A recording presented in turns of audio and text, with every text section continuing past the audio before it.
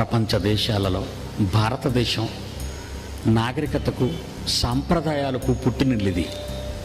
పెద్దలను గౌరవించటంలో కానీ భక్తి భావనలలో కానీ ఎవరు దేవుడైనా ఈరోజు ఈ దేశాన్ని మనం చూస్తుంటే గర్వపడాలి. ఈ దేశంలో మనం ఇలా నిలబడి దేవుని గురించి ఎవరు ఏ దేవుని గురించి చెప్పుకున్నా మంచి రాజ్యాంగాన్ని మంచి చట్టాలను శాసనాలను చేసిన దేశం ఇది. మత స్వాతంత్ర్యం ఉన్న దేశం. ఒక మాటలో చెప్పాలి అంటే హైందవ సోదరులు, ఇక్కడున్న ముస్లిం సోదరులు, ఇక్కడున్న క్రైస్తవ సోదరులు అంతా ఒకే భావన, ఒకే మాట, ఒకే ఆలోచన. ఎవరు ఏ దేవుణ్ణి కొలుచుకున్నా మరో దేవుని గురించి తప్పుగా మాట్లాడకూడదు అన్నది మన రాజ్యాంగంలోని ఒక చక్కటి సదుపాయం. దాన్ని మనం ఉపయోగించుకోవాలి. నీదెంతవరకు నిజమో చెప్పుకోవాలి తప్ప ఎదుటివాడిది తప్పు అని మాత్రం నోరు పారేసుకోకూడదు. ఈరోజు చాలామంది క్రైస్తవ బోధకులు తెలుసుకోవలసిన ప్రత్యేకమైన విషయం, నీ దేవుడు ఎంత గొప్పవాడో, నీ యేసు ఎంత ప్రేమామయుడో ఈ ప్రపంచానికి చెప్పు. మరో దేవుడు మంచివాడు కాదని కానీ నీ ముందున్న సోదరుని అవమానపరిచి హేళన చేసే పదాలు మతానికి, మతానికి, వారు అనుకున్న వారి విశ్వాసాలకి మనం భిన్నంగా మాట్లాడకూడదు.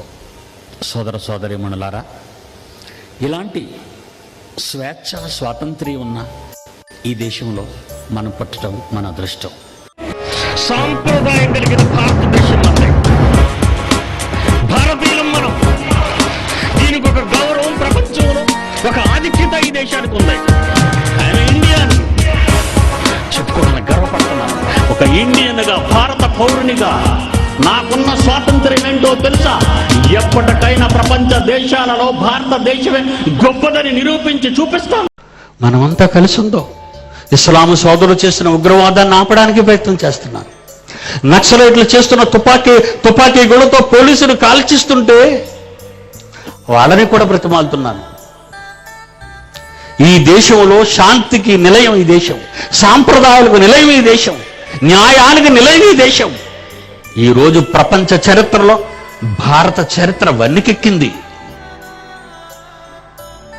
ఒకడే 100 మందిని చేసుకొని విలాసవంతమైన జీవితాలతో బహుభార్యత్వం కలిగిన ప్రపంచ దేశాలని ఖండిస్తూ భారతదేశంలో రాముడికి ఒకే బాణం, రాముడికి ఒకే సీత అన్న దాన్ని గౌరవించేవాళ్ళం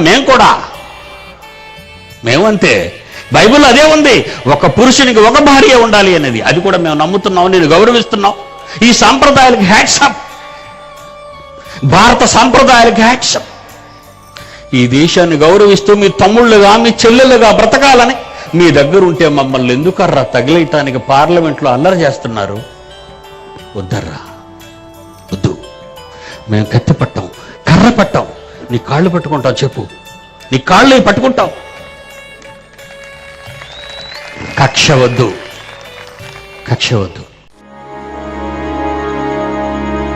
3 రంగుల జెండా, ముగ్గురున్న జెండా, వందనం చేసి ప్రేమించు వేరు చెయ్యకుండా. కాషాయి రంగు అది హైందవం, తెలుపన్నది క్రైస్తవం, పచ్చ రంగు అది ముస్లిం. దేవుని నుండే వచ్చిన వారెను మనమంతా, ఆ దేవునికి మనమంతా సమానమే. నమస్కరించాలి వీరందరికీ, సమానంగా చూడాలి వీరందరినీ.